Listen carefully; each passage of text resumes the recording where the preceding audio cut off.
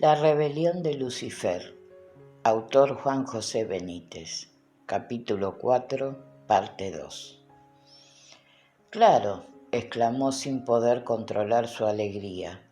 ¿Cómo he podido dudarlo? Ra. Al pronunciar el nombre las letras se apagaron, y Sinué, todavía sentado en el extremo de la torre, se pellizcó el muslo derecho, resistiéndose a creer cuánto estaba presenciando. Pero nada más separar los dedos de su pierna, Ra, permítame el lector que empiece a llamar así a este personaje singular, emitió un nuevo y fulminante haz de luz, también celeste, que incidió sobre la zona maltratada por el propio investigador, y el dolor se difuminó al instante. Sinué sintió como su rostro enrojecía de vergüenza y dirigiéndose a su amigo improvisó una disculpa. Lo siento, no era mi intención, pero tienes que reconocer que esto es de locos.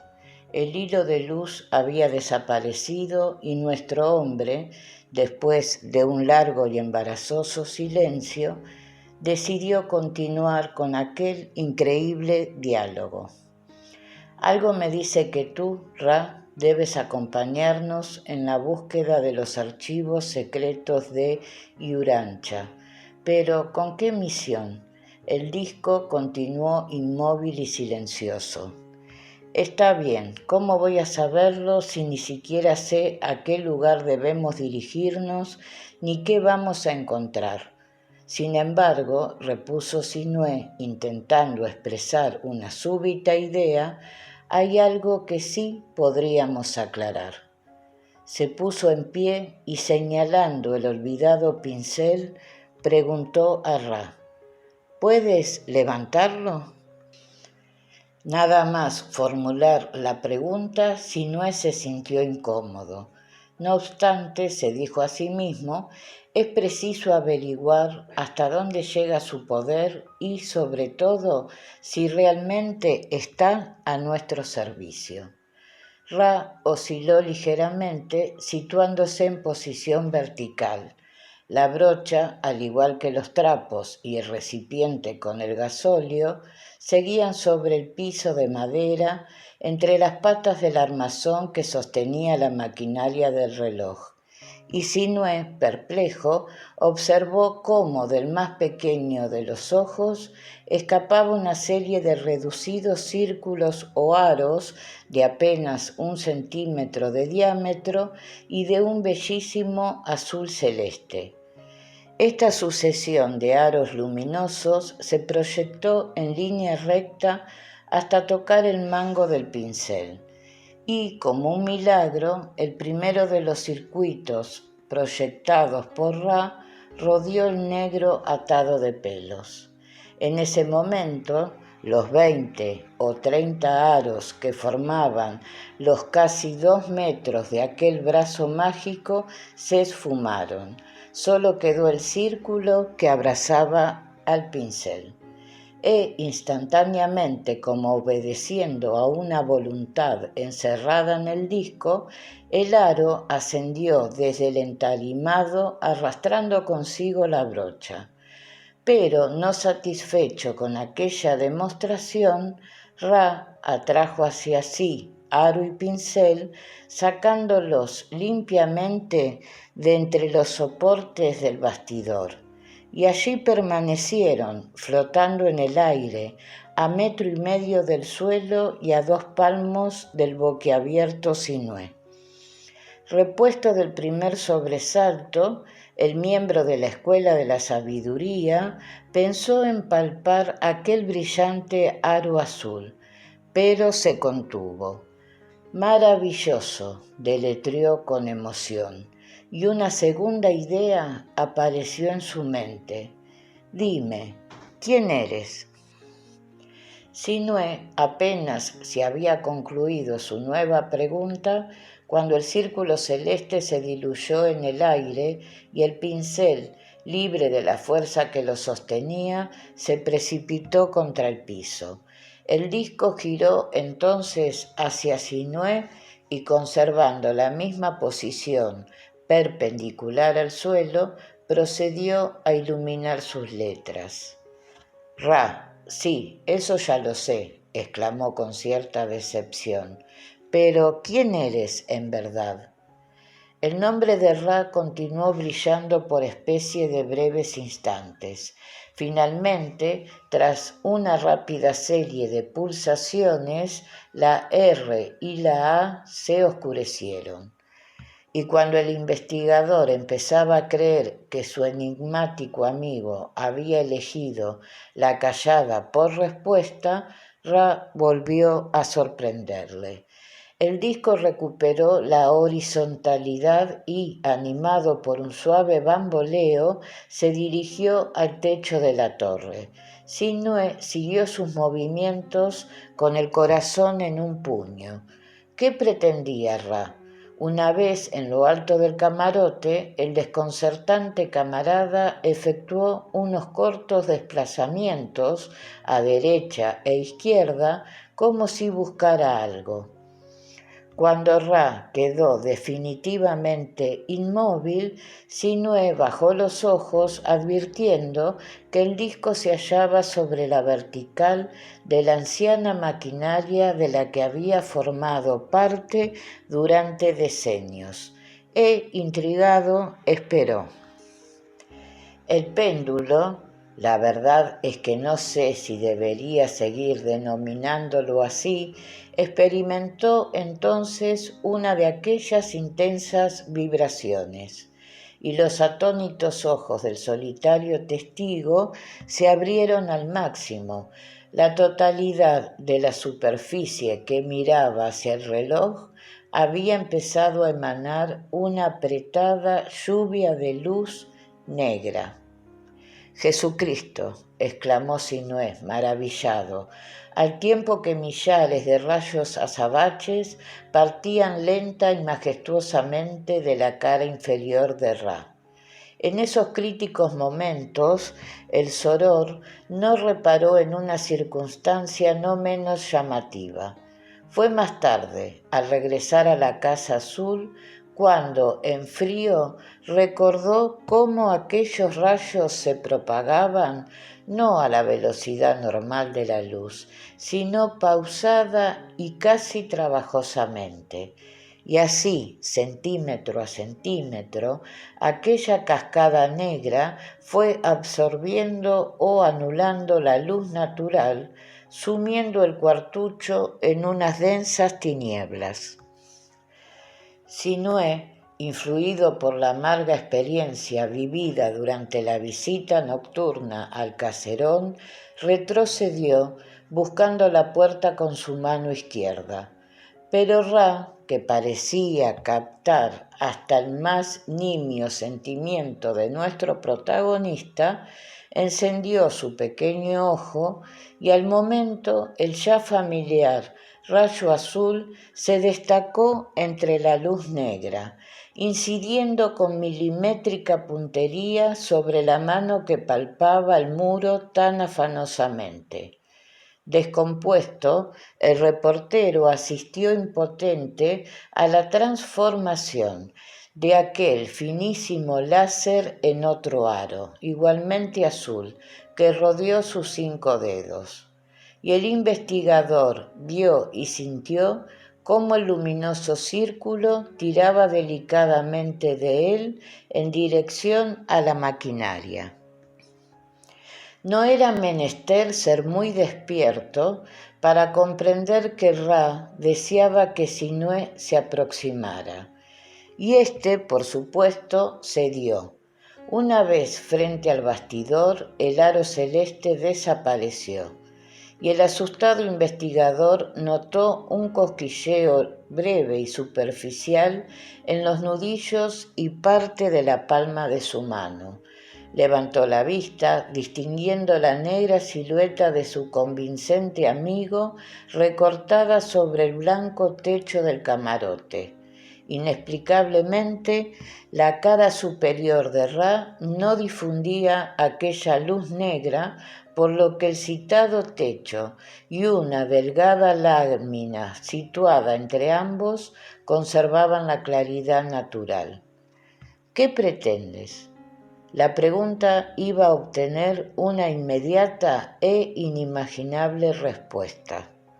A los pocos minutos, y cuando el Soror parecía haber recobrado parte de su diezmado equilibrio emocional, de uno de los ojos de Ra partió un cono de luz blanca, bastante más ancho que los haces anteriores, que iluminó instantáneamente una de las placas atornillada sobre uno de los costados de la casi invisible maquinaria. Sinué instintivamente leyó la inscripción: Gregorio Revuelto Benito, septiembre 8, 1907. ¿Y bien?, interrogó a Ra, levantando el rostro hacia el lugar donde flotaba el disco. Al momento del oscuro círculo brotó un nuevo haz, gemelo del anterior, que incidió sobre la segunda y nacarada plata, y Sinué procedió a leer la leyenda grabada en ella. Moisés 10, Palencia. Satisfecho el aparentemente absurdo deseo de Ra, Sinué fue testigo de otro prodigio que no olvidará mientras viva. De pronto, una de las letras de la segunda placa se despegó de su asiento natural y, ante una inevitable exclamación de asombro de Sinué, empezó a elevarse en el interior del cono luminoso hasta detenerse a la altura de los ojos del investigador. Era la S.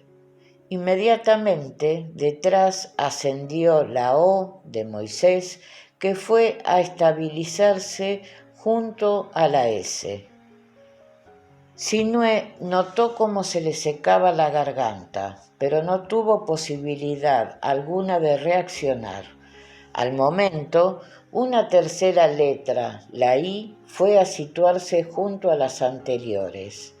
Con una indescriptible emoción, el periodista, que empezaba a vislumbrar la intención de su amigo, susurró aquella palabra flotante: soy. ¿Quién? Le animó con la voz entrecortada, y mientras aquellas 3 letras se mantenían en un ingrávido e inconcebible equilibrio en el cono que iluminaba la primera placa, se produjo otro múltiple desprendimiento. Como en un sueño, una T y una U escaparon de la vieja leyenda, subiendo por la columna luminosa, al igual que 2 corchos desde el fondo de un lago. Tú. Sí, comprendo, estalló Sinué. Soy tú. ¿Qué más? Con una lentitud desesperante, las 3 primeras letras cayeron entonces sobre la placa, ajustándose a la palabra Moisés con una precisión matemática. En el otro cono, sin embargo, tú continuaba flotando. Y súbitamente, una tras otra, 5 de las 8 letras que formaban Palencia repitieron la operación, formando un tercer e incompleto concepto: ENLAC. Sinué, sin terminar de comprender, repitió aquel término en un tono interrogativo. ENLAC, pero su duda quedó resuelta al instante. La E de 10 acababa de unirse al resto. Sí, lo entiendo. Soy tu enlace. Continúa, mi enlace, pero ¿con quién? Ra, evidentemente, no parecía esclavizado por impaciencia alguna, y con una calma que a Sinué se le antojó irritante, hizo retornar a sus lugares de origen a la totalidad de las letras que flotaban en ambos haces de luz. Solo entonces apareció una nueva palabra, una palabra que le estremeció: Medián. Y Sinué, fascinado por el casi imperceptible e ingrávido vaivén de las espigadas y brillantes letras, memorizó cuando Ra le había transmitido hasta ese momento: soy tu enlace Medián. Pero, en contra de lo que suponía, el mensaje no había concluido. La palabra medián cayó dulcemente sobre la placa, siendo reemplazada segundos más tarde, y en aquel mismo haz de luz, por otras 3 letras: com. Una vez estabilizadas, como en las anteriores ocasiones, a poco más de 2/4 de la placa, vino a suceder algo inesperado. De Ra partió un tercer rayo luminoso. Era rojizo y sensiblemente más fino. Perforó las tinieblas con una exhalación, yendo a posarse sobre una de las O de la placa contigua. Y aquel hilo luminoso se recogió sobre sí mismo, arrastrando en su extremo a la mencionada letra. Y como si fuera manipulado inteligentemente, el haz granate efectuó un movimiento pendular, depositando aquella O a continuación de las que flotaban frente a los perplejos ojos del reportero, formando así una nueva palabra: ¿cómo? Sinué movió negativamente la cabeza. Soy tu enlace medián como, pero esto no tiene sentido. Las 3 primeras letras de esta última palabra fueron hundiéndose dulcemente hasta incorporarse a la inscripción.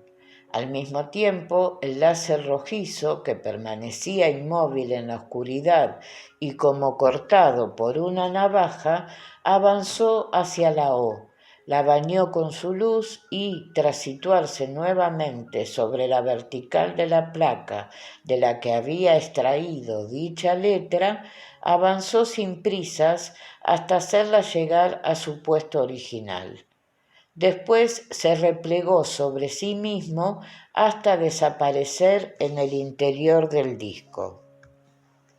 Y Sinué, casi sin aliento, presenció la que sería la definitiva secuencia de aquella insólita comunicación con su poderoso compañero. De la primera placa, como un negro enjambre, ascendió un desordenado puñado de letras. Sinué sumó hasta 8, pero por más que se esforzó, no pudo descifrar su significado, y de Ra brotó por segunda vez aquel finísimo haz rojizo, se paseó sobre la segunda leyenda y, tras apoderarse de otras 2 letras, las incorporó al primer grupo. Y el hermano de la logia, al borde del desfallecimiento, contempló maravillado cómo las 10 nuevas letras oscilaban y chocaban entre sí hasta componer la 6ª palabra de aquel mensaje: reservista. Soy tu enlace medián como reservista. Sinué repitió una y otra vez la extraña respuesta de Ra, pero, abrumado y agotado, solo pudo encogerse de hombros. ¿Soy tu enlace medián como reservista? ¿Qué demonios significaban aquellas 6 palabras? Por cierto, calculó Sinué, otra vez se repite el 6. Ra, una vez finalizada la transmisión, inició lo que podríamos calificar como la vuelta a la normalidad. Las últimas letras retornaron a sus respectivas placas. Los haces luminosos se extinguieron y aquella oscuridad artificial empezó a retroceder. Al ser absorbida por el disco, la luz negra fue dejando paso, lenta y gradualmente, a la claridad diurna. En un proceso fantasmagórico, la diáfana luminosidad de aquel 26 de julio fue apareciendo primero a ras del suelo. Después, conforme Ra tiraba de la angustiosa masa negra, el camarote fue haciéndose visible. Cuando el disco hubo recogido el último racimo de rayos azabaches, Sinué, en pie junto al bastidor, trató de adivinar cuál sería el siguiente movimiento de su enlace, pero Ra no dio señales de vida. Continuó estático sobre su cabeza y el investigador, arrastrado por un cada vez más débil sentimiento de incredulidad, acarició las placas. Las letras no habían experimentado cambio o deterioro algunos. Seguían grabadas, enterradas sólidamente en sus respectivas y blancas superficies metalizadas, y éstas, naturalmente, atornilladas a la madera del armazón. ¿Cómo ha podido? Al rozar las yemas de sus dedos sobre las inscripciones, percibió tan solo un ligero calentamiento de las placas. Entonces, al repasar los nombres y apellidos allí expuestos, se percató de un detalle que le había causado cierta extrañeza. ¿Por qué Ra había escrito en el aire la palabra soy con I latina? La única explicación medianamente convincente se hallaba quizás en las 50 letras y 5 números que integraban ambas leyendas.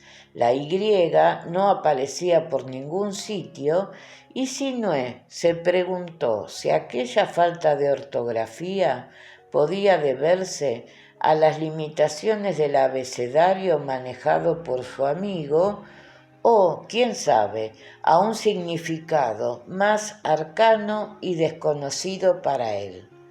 Soy tu enlace median como reservista. El periodista levantó el rostro e interrogó a Ra. ¿Qué has querido decirme? ¿Eres tú una criatura median? ¿Qué significa reservista? ¿Soy yo acaso un reservista? El disco, sin embargo, no respondió. Ante la creciente desesperación de Sinué, Ra parecía sordo y ajeno a sus dudas e incluso a su propia presencia. La quinta revelación no hablaba casi de los medianes.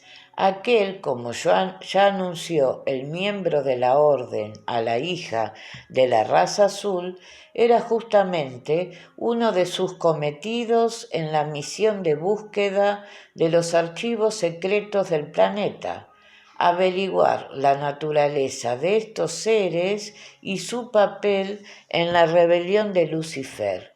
Y de pronto esta reflexión le hizo recelar. ¿Y si Ra fuera uno de los medianes rebeldes? ¿Un enemigo quizás destacado en nuestro camino por quién sabe qué fuerzas del mal? Aquella siniestra posibilidad enturbió la mirada de Sinué. La figura del disco, ingrávido en lo alto, se le presentó por primera vez hosca y amenazante. ¿Por qué guardas silencio? ¿Es que estoy en lo cierto? Y presa de un pánico fulminante, empezó a caminar de espaldas, sin separar los ojos del hipotético mensajero o enviado de Lucifer. Absorto por aquel sentimiento y cegado por el miedo, Topó con la portezuela del camarote que se dio limpiamente, pero el investigador, en su intento por huir, no se percató de la inmediata presencia de los peldaños de acceso a la torre y sus pies, impulsados por la inercia, pasaron vertiginosamente del suelo del camarote al vacío. Era demasiado tarde para intentar evitar la caída. Al no encontrar terreno bajo sus pies, el cuerpo de Sinué se precipitó de espaldas en dirección al piso del desván situado a 1 metro de desnivel. En una fracción de segundo, el infortunado reportero comprendió que podía destrozarse el cuello o la columna vertebral. Pero su error de cálculo había sido tan inesperado y la precipitación escaleras abajo tan rápido que no tuvo ni la oportunidad de gritar. Instintivamente cerró los ojos y cuando se disponía a recibir el fatal impacto, algo frenó su caída. Fue cuestión de décimas de segundo. El investigador percibió una fuerte sensación de calor en su pecho y casi simultáneamente un tirón desgarrador a todo lo largo de su cuerpo. Era como si una invisible y gigantesca mano lo hubiera capturado en el aire. Abrió los ojos, desconcertado, y comprendió que se hallaba tumbado a cosa de 1 palmo del entarimado del ático.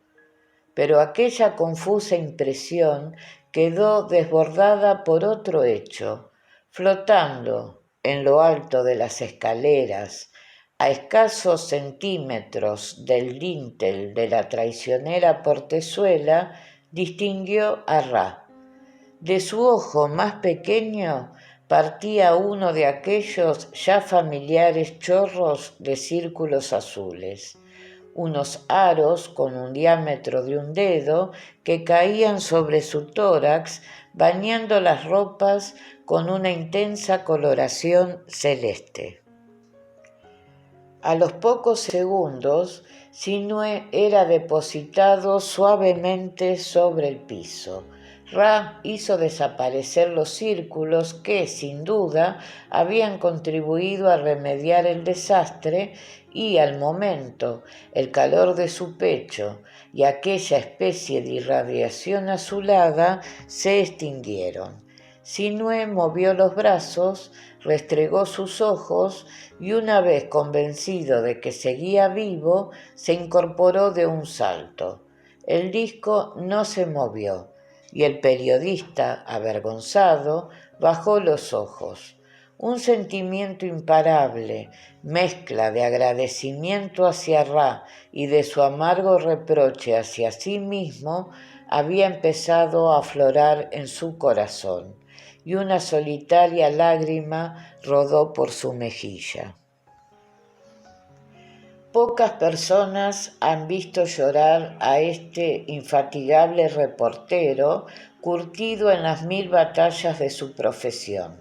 Sin embargo, aunque a veces pueda dar una imagen de frialdad, los que le conocen saben que, bajo esa coraza, late con fuerza un temperamento altamente emotivo, capaz de vibrar ante el sufrimiento, ante la belleza o, como en este caso, ante un noble rasgo de amor o amistad.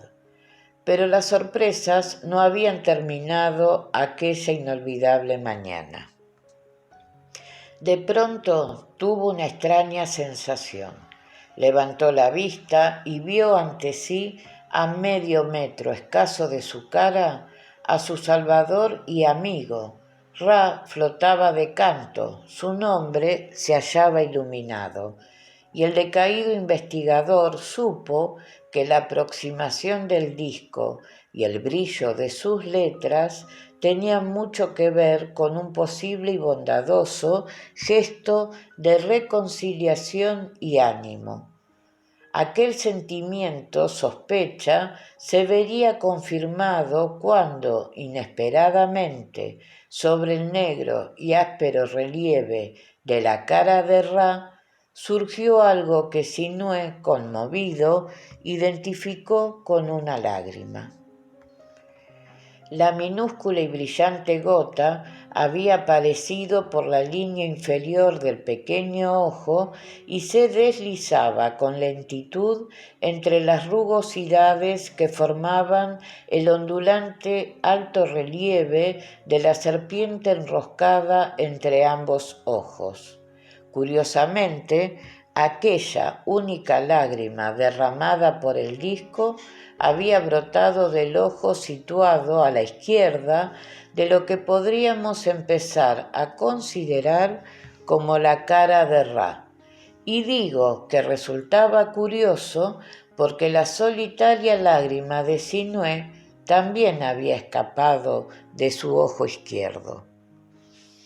Con un nudo en la garganta, extendió su temblorosa mano hasta tocar la gélida superficie del disco, enjugando la increíble lágrima, y dibujando una corta sonrisa de amistad, llevó las húmedas yemas de sus dedos a los labios. Sinué no alcanzaría a entender jamás cómo la polvorienta pieza de un anciano reloj podía llegar a cobrar vida y a convertirse en un fiel, mágico e inquebrantable compañero de viajes y de fatigas. Y es que el secreto hermano de la orden o logia de la sabiduría solo había empezado a descubrir el ilimitado poder de los cielos. Por Cristo, sabe a sal. Sinué retiró los dedos de sus labios y contempló atónito los restos de la lágrima que había derramado Ra. Por si aún planeaban las dudas sobre el ánimo del reportero, allí estaba aquella nueva confirmación de la naturaleza del humor vertido por el desconcertante disco. Ya no cabía vacilación alguna. Ra era capaz de sentir y de mostrar sentimientos humanos. Gracias, amigo. Aquellas dos únicas y rotundas palabras de Sinué encontraron una respuesta igualmente directa en su compañero. Ra apagó e iluminó su nombre 3 veces, demostrándole así que le había entendido, y acto seguido recuperó la horizontalidad moviéndose en dirección a la puerta del camarote. El periodista le siguió intrigado. ¿Qué intentas decirme? Ra no tardaría en explicarse. Se situó sobre la negra bolsa de las cámaras fotográficas, proyectando un delgado rayo azul sobre uno de los extremos de la cremallera. Delicadamente, aquel haz luminoso fue abriéndola. Al terminar, el disco disolvió el mágico brazo celeste, siendo reemplazado al momento por otra también familiar proyección de pequeños círculos del mismo color. Estos halitos penetraron en el interior y al poco Sinué contemplaba estupefacto cómo Ra extraía una de las Nikon. La cámara flotaba en el espacio, misteriosa y perfectamente sujeta por el último de los círculos azules. El aro en cuestión se había ajustado al diámetro del teleobjetivo corto, un 105, que el reportero había montado días atrás en aquella caja. Maravillado, comprobó cómo su amigo mantenía la cámara en posición horizontal y abrazada por la zona del anillo de conexión de las lentes, justamente por el lugar donde él acostumbraba sostener sus cámaras, Sin duda, Ra parecía conocer muy bien las costumbres del reportero. El disco tomó altura y se dirigió hacia Sinué, situando la ingrávida Nikon al alcance de sus manos. Cuando nuestro hombre se hizo con ella, el flujo de círculos se desvaneció y Ra voló entonces hacia el ventanuco de la torre. Tras unos segundos de aparente indecisión, su cara se volvió hacia el expectante amigo y, muy despacio, fue descendiendo hasta reposar en el estrecho alféizar o cornisa interior de la ventana. Ra había quedado inmóvil, en posición vertical, ligeramente inclinado y apoyado contra el cristal y el marco izquierdo del citado ventanuco. En esta posición, y sólo en esta, el disco metálico recibía un máximo de luz, y Sinué, esbozando una sonrisa, comprendió los deseos de Ra.